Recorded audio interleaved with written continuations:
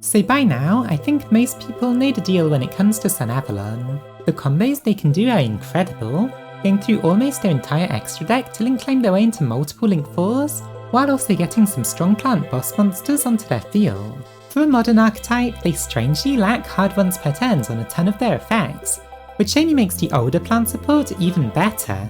They had almost everything they needed to succeed. I say almost because, despite their varied endboards and cool bosses, plants lacked one crucial thing: negates.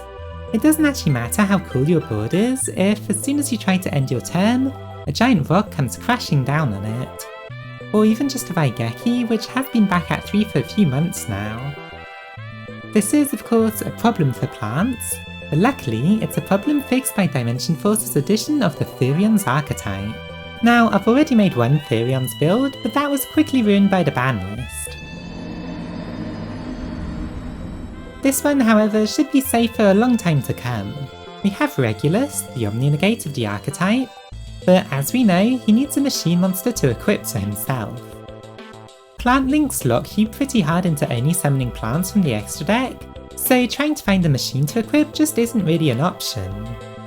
However, it can also equip a Therion, and that's where the plant engine makes great use of this archetype. You see, there's another one, Therion's Lily Borea.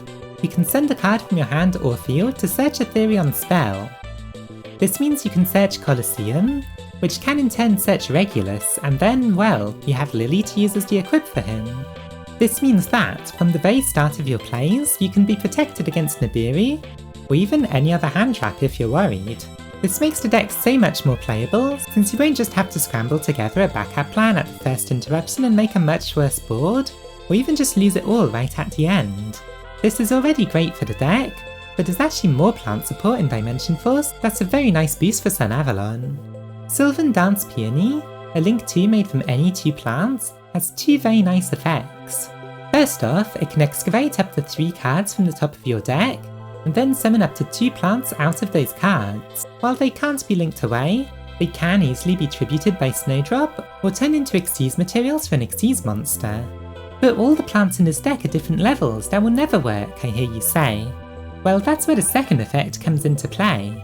By targeting a plant in the graveyard, it can make both of the monsters it points to into that monster's level, allowing for easy Xyz plays. There are tons of applications for this. First off, Mardell, who was recently reprinted and so is much more budget friendly, is a level 9, so you can make a Hyperiton a lot more consistently. Then you can run Snowdrop for rank 4s, which includes Rafflesia and Strenna, both of which are good additions to your board. Finally, Lily herself is a level 8 who will try to get into the graveyard at some point, so that also makes Teardrop possible without even Snowdrop's help. Overall, these new additions to the deck are way more powerful, and cover some of its biggest weaknesses. It also means we can cut a lot of the extra little engines, like the other Rika and Aroma monsters, in exchange for a few hand traps, making the deck better at going second as well. It's finally Plant's time to shine, so let's have a look at the deck list. Here's the deck. As usual with Sunavalon, one of the downsides of the deck is that you really do need to dedicate over a quarter of your deck just to being multiple copies of your normal monster. Luckily, since you'll be discarding a few cards anyway, it's not too bad if you draw multiple. You'll be running 3 Loki, 3 Unexpected Die, 3 Painful Decision, 1 1-for-1, and 3 Pyruveyus Map. Die and 1-for-1 are usually your best since they didn't use your normal summon, letting you later use Cactus Bouncer. Painful Decision works super well with the Therions engine, since you'll immediately be able to use Lily if you have one in your hand, since it gets a plant into the graveyard. Pyruveyus is the worst of these, so only use it if you have no other choice. This is because it halves your life points, so instead of being able to search Laurel with Mardell, you'll need to go straight into Laurel with your main combo. Now for the Therions engine, all you need is 1 Regulus, 1 Colosseum, and between 1 to 3 Lily. Lily is searchable, but having one in your hand allows you to protect it earlier on, or to just be an extender if you get interrupted. If you're really on a budget though, try it at 1 and grab it off of the searches you get from Jasmine. Next are 2 Sunseed Twin. I run 2 because it's really important to summon 1 off of Sunseed Sowing, which only summons from the deck, so it's basically just a safety second copy. Then we have a package of 4 Rika monsters with 3 Primula and 1 Snowdrop. Might seem a bit strange to run Primula instead of Rose Girl, but there's two reasons for that. Firstly, you'll be tributing as part of your combos, so if you have one in the hand, it will easily be able to summon itself, and secondly, you run it for being a level 4 monster, which is a lot more useful for this deck than the level 3. Not only does it allow you to make rank 4 monsters a lot more often thanks to Snowdrop if you draw that early, but also thanks to Peony, that's another route towards rank 4s even if you no longer have this on the field. You'll also be able to make Peony before you'd even use Snowdrop's effects, so chances are you'll be able to make a Strenna and then tribute that for a Hyperiton. Laurel's a great combo piece since it gets you 2 searches, and Mardell, now that it's cheap, is an extra free material that usually searches Laurel since it can then summon itself. Cactus Bouncer is optional for sure, since it's mostly just possible if you start with one of the 4 cards that special summon Loki. However, it's another level 4 for Peony's effect. It's an OK search on turn 3 if you manage to slow your opponent down enough but can't afford to let them play on turn 4. And at worst, well, it can just be a discard, so overall I still think it's worth running since it's so strong when it does work. Parallel Exceed is great to make a rank 4 early, and since we're running Rafflesia, that could be early protection from Nibiru. If you don't want to run the Gravedigger's Trap Hole though, this could just be more hand traps or getting second cards. Then we only run one of each Sunavalon spell and trap. You might draw your only copy of one. When it comes to the spells, that just allows you to focus on Dancepione plays instead of going for the second search with your Dryas. Blue is searched off your Link 4, Gravediggers is sent off of Rafflesia, and after that just run 6 hand traps of your choice which you now have space for. The extra deck is in 2 distinct categories. The Xyz monsters, which you just try to make when you can, and then the links, which you basically just burn through all of them during your play.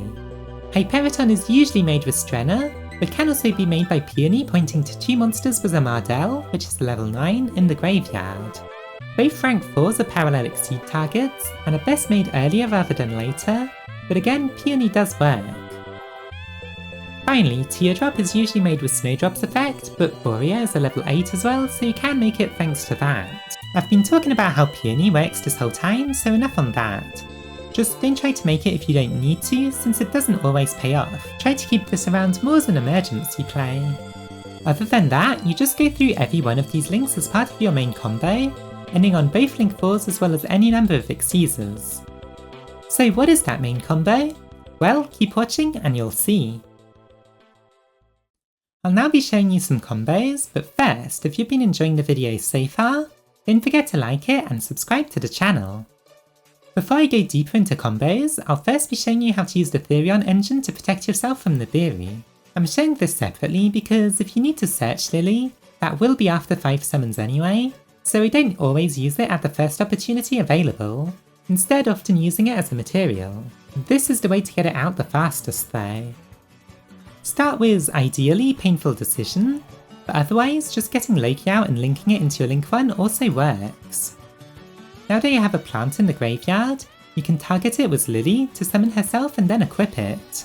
She can then target herself to send to the graveyard, searching Colosseum. That will get Regulus, and since Lily sent herself, you have a Therion in the graveyard now, and can use Regulus's effect to equip it, giving you an Omni Negate. From there onwards, just do the regular combos that I'll be showing next, which lets you search another Lily for discard fodder for Regulus. This second combo is basically full combo, which involves a way to get Loki onto the field without a normal summon, a discard, and then another plant. This only differs from having to normal summon Loki by the fact that you won't later get to normal summon Cactus Bouncer, but otherwise you can still follow this combo route just fine. Start by getting Loki out, and then link it into Dryas. That searches Sowing, which summons a Twins, and then burns you for 1000. That triggers Dryas to heal you and summon a healer, and Twins also revives the Loki. Then make Jasmine, who tributes to get a Mardell, he'll search a Laurel. Since your life points are higher than your opponent's, summon Laurel, and then link him away into another Jasmine. Laurel triggers, healing you, and then that triggers the searches on both Jasmines. You'll want a Lily and a Snowdrop. Lily can summon itself, equipping anything, which you can then just send for the field spell. You can then link it away for Amelius, so that now when you use Colosseum, your Regulus has a target to equip and summon itself. Then make another Melius, getting another Loki, which will turn into a second Dryas to search Shrine. Shrine will discard something, making it ready for later. Make a Bengalancer, and then banish Twins and a Dryas to revive a Jasmine. Now use Shrine to revive Loki and link it into the second healer, triggering Jasmine to search Bouncer. Now link up into the link 4, searching the trap, before tributing Bengalancer with Snowdrop. She'll summon your other plant, and then make both into a level 8 to overlay into Teardrop.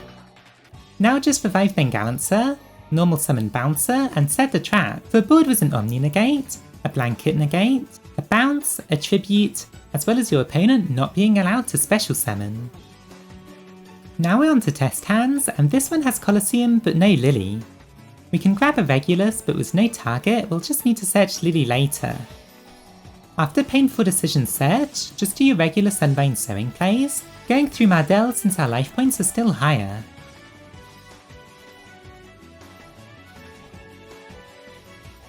Since we already have Snowdrop, search Primula along with Lily, you can equip something and then immediately be linked away into the graveyard.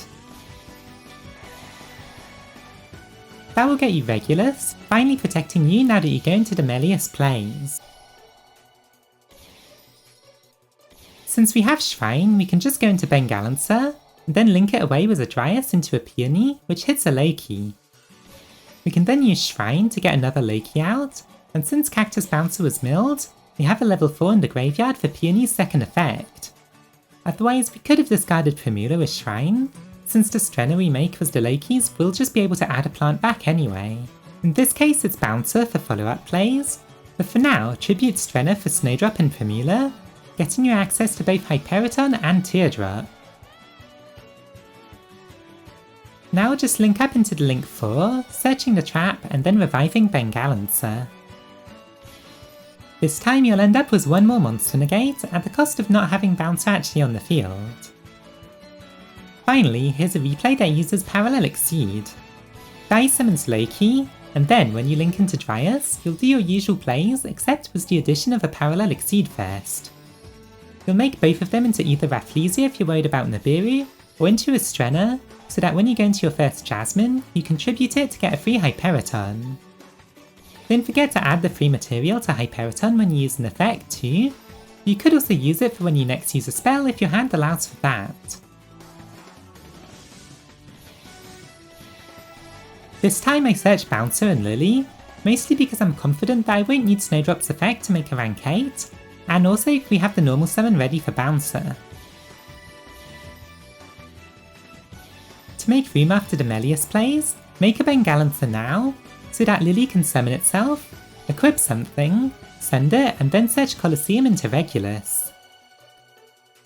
We can then link Bengalancer and Lily into Peony, who manages to hit both a Lily and a Loki.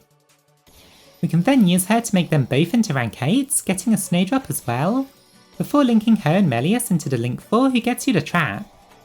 After that, get out the Regulus, summon the Bouncer, and then end your turn on an Omni Negate, a Monster Negate, a Blanket Negate, a Quick Effect Tribute, an Ash Blossom, as well as Bouncer stopping all special summons. Altering your plays a little, or even just using Teardrop to tribute Lily, you could even make room to bring back the Bengalancer, adding an extra bounce to the Sen board, but with Lily around, Regulus won't need to tribute himself, so it's basically an extra Omni Negate to secure a win on turn 3.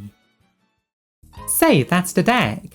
Are you looking forwards to not losing to Nibiru whenever you play Plant Links?